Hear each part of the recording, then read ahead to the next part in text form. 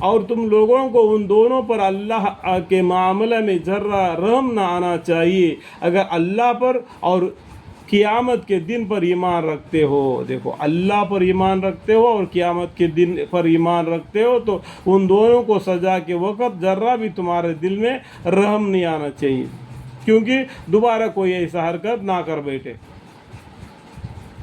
اور دونوں کو سزا کے وقت مسلمانوں کے ایک جماعت کو حاضری رہنا چاہیے۔ اب بخاری شریف کو بھی پڑھیں گے نا تو بہت سی باتیں اس میں معلوم پڑ جائے گی، ٹھیک ہے؟ تو اتنا کو ہمیں یہاں پر بتانا مناسب نہیں، جتنا میں بتا رہا ہوں اس میں بھی تھوڑا سا بھی ملا رہا ہوں تاکہ سمجھ میں آئے، ٹھیک ہے؟ اللہ میرے گناہوں کو معاف فرمائے۔ جانی نکاح بھی کسی کے ساتھ نہیں کرتا بجز زانیہ یا مشرک کے۔ دیکھو، جو جنا کرتا ہے نا اس کے ساتھ وہی نکاح کرے گی جو جنا کرنے والے، یا تو مشرک، کبھی مسلمان ہوتی ہے کبھی کافر ہوتی ہے، ادھر کی نہیں ادھر کی نہیں، حتیٰ کہ حقی نکی میں رہتے ہیں نا ان کے بانی، یعنی زانی نکاح بھی کسی کے ساتھ نہیں کرتا بجز زانیہ یا مشرک کے، اور اسی طرح زانیہ کے ساتھ بھی اور کوئی نکاح نہیں کرتا بجز زانیہ مشرک کے، اور یعنی ایسا نکاح مسلمانوں پر حرام اور موجبی گناہ کیا گیا ہے۔ اللہم اغفر لی، اللہم اغفر لی۔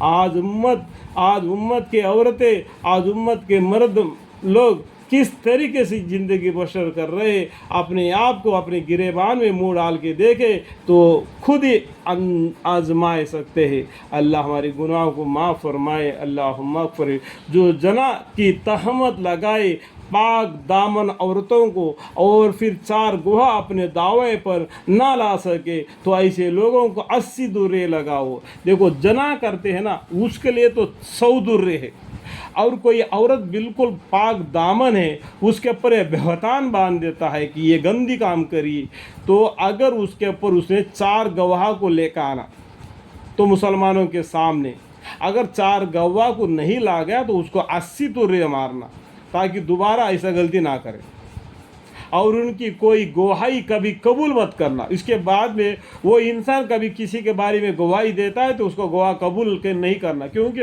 وہ جھوٹا ہے، اس لیے اس کو 80 درے مارے گئے۔ یہ دنیا میں ان کی سزا ہوئی، اور یہ لوگ آخرت میں بھی مستحق سزا ہی کیونکہ فاسق ہے۔ اللہم اغفر۔ لیکن جو لوگ اس تہمت لگانے کے بعد خدا کے سامنے توبہ کر لے، دیکھو اللہ تعالیٰ اتنا گناہ ہونے کے باوجود بھی اللہ تعالیٰ موقع دیتے ہیں کہ تم توبہ کر لو، معافی مانگو۔ اللہ معاف کرنے والا غفور رحیم ہے۔ کب؟ حیات زندگی میں، مرنے کے بعد میں فاتحہ ہے، اگر وہ بھی تمہارے بچے کچھ دیندار ہوں گے تو، نہیں تو وہی 100 روپے مسجد میں مولا کو دے دینا تو یہ ہمارے باپ داداؤں کو پہنچا دو، تو آرام سے جیب میں ڈال دے گا پیسہ، ٹھیک ہے؟ جس کو ٹھیس لگتی ہے نا پیر کا اس کو تکلیف معلوم ہو جاتا ہے، دوسرے کو وہاں کیا معلوم ہو جاتا ہے۔ سمجھنے کی بات ہے اے مسلمانوں۔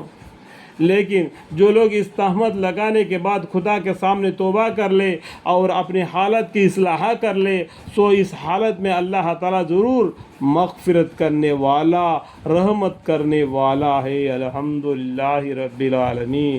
دیکھو، ایک مرد اس کی بیوی اگر کوئی گندی کام کری تو اس نے گھر سے نکال دیتا ہے، اگر یہ گندا کام کر دیتا ہے تو کچھ نہیں، کچھ کو بتاتا بھی نہیں۔ لیکن قرآن میں سب سے پہلا مرد مانے کو ڈرایا، اس کے بعد میں عورت کو ڈرایا۔